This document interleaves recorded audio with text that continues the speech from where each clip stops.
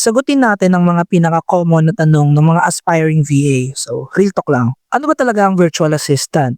So, ang mga virtual assistant ay tinutulungan natin yung mga client natin sa mga specific tasks na hindi nila alam or wala silang skills or hindi sila expert sa bagay na yon.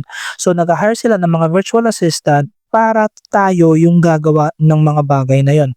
Either hindi nila alam, wala silang skills, wala silang knowledge, or masyadong mahaba lang yung kino-consume na time ng specific task na yon. Kaya sila nag-hire ng virtual assistant para makapag-perform pa sila sa mas bigger picture ng kanilang business at magkaroon sila ng work-life balance. Kailangan ba fluent ka sa English bago ka maging virtual assistant?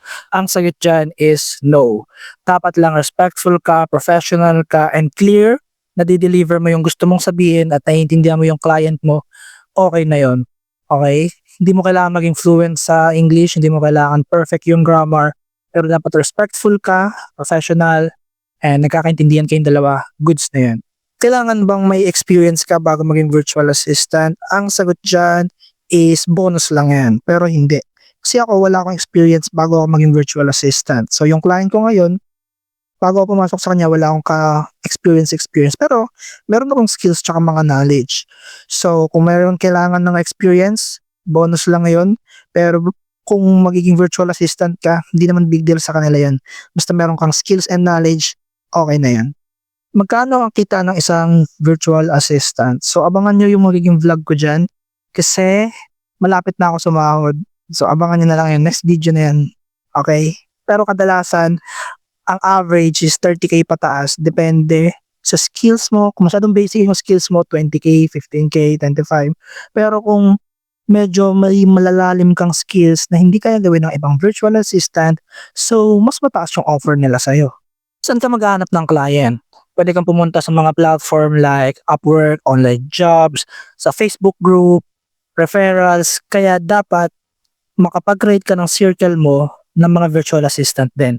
Kasi yung mga yan, kapag binigyan niya ng task na hindi nila kayang gawin, pwede nilang i-offer din sa'yo. Then, kikita ka. Then, ganun ka rin. Pag hindi mo alam yung specific skills or pinapagawang task sa'yo ng client mo, pwede mo silang sabihin din. Then, kapag meron silang another client na hindi na nila kaya i-handle, bibigyan nila yun sa'yo. So, kailangan madami rin ikaw kilalang virtual assistant. Okay? Anong schedule ng mga virtual assistant? So, may pang umaga at may pang gabi, may full-time tsaka part-time. So, ako, ang pasok ko ay 3 a.m. to 11:30 a.m. So, yung iba gabi, yung iba naman normal lang 7 a.m., yung iba naman tanghali. So, depende yan sa client mo kung saan siya naka-location. Pwede ba kahit cellphone lang yung gamit? Ang masasagot ko dyan is no. Kasi guys, madaming ipapagamit sa yung tools yung client mo na hindi accessible sa cellphone. So, kailangan mo talaga ng laptop or computer. Kailangan ba may degree bago ka maging virtual assistant? Ang sagot dyan is no. Hindi mo kailangan ng degree para maging virtual assistant. Kasi ako, senior high school lang yung tinapos ko. Pero may skills ako, knowledge na kailangan ng client ko, kaya nila ako hinire. So, dapat meron kang skills and knowledge bago ka maging virtual assistant. Kasi nonsense din yung degree mo kung di mo naman magagawa kung ano man yung pinapagawa sa'yo ng iyong client. Paano ka mag-umpisa? Pwede mong panoodin yung video na ginawa ko about dyan. Pero ito yung pinaka-simplified. Ang gawin mo, mag-build ka ng skills, gumawa ka ng portfolio, mag-start ka na maghanap ng client mo sa mga online platforms, and then be good sa work mo pag na-hire ka. Then tuloy-tuloy na learning, upgrade ng skills, upskill, then earn more money. Anong skills ang in demand ngayon? Doon na papasok yung social media management, automation, video editing, web design, whatsoever. So, ililista ko na lang dyan sa screen kung ano ba yung mga in-demand na skills ngayon. Ngayon, ako naman yung magtatanong. Una kong tanong, kaya mo bang magtrabaho nang walang nagsusupervise sa'yo?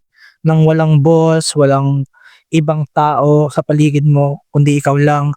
Kapag meron kang question sa sarili mo or di mo alam yung gagawin mo, wala kang pagtatanungan, kaya mo bang magtrabaho sa ganun? Pangalawa kong tanong, anong gagawin mo kapag yung first 10 applications mo ay hindi natatanggap? or nire-reject? Itutuloy mo pa rin ba mag-apply as virtual assistant or maghahanap ka na ng ibang career? May mas malalim ka pa bang dahilan kung bakit mo gusto maging virtual assistant? Aside sa pera-pera lang, maliban doon, meron ka pa bang ibang rason kung bakit mo gusto maging virtual assistant or wala? Next question, kaya mo bang matuto nang walang nagtuturo? For example, na-hire ka na, may client ka. What if nawalan ka ng client bukas? Anong plano mo? Meron ka bang backup plan? Next, paano mo i-handle ang demanding na client pero in professional way? Next question, kaya mo bang tanggihan ang offer na hindi align sa values mo? For example, meron ka ng trabaho. Puro trabaho ka lang ba? Or meron ka pa rin time sa sarili mo? Anong klaseng VA ang gusto mong makilala ka? Yung isang take lang ng take ng kahit anong offer? Or someone na may impact sa business ng client and nag-leave ng napakagandang impression bago man siya umalis? Kung gusto mong magbago ang buhay mo, kailangan mo rin kumilos para doon. Hindi sapat ang dasal kung walang action. Hindi rin sapat yung mga plans kung di ka nag-i-start. Kahit hindi perfect, kahit maliit, kahit natatakot ka, mag-take action ka pa rin, kumilos ka pa rin. Baka matagal ka nang may pangarap pero takot ka lang magkamali. Baka nag-aantay ka pa ng sign. So ito na yun, ito na yung sign na hinaantay mo.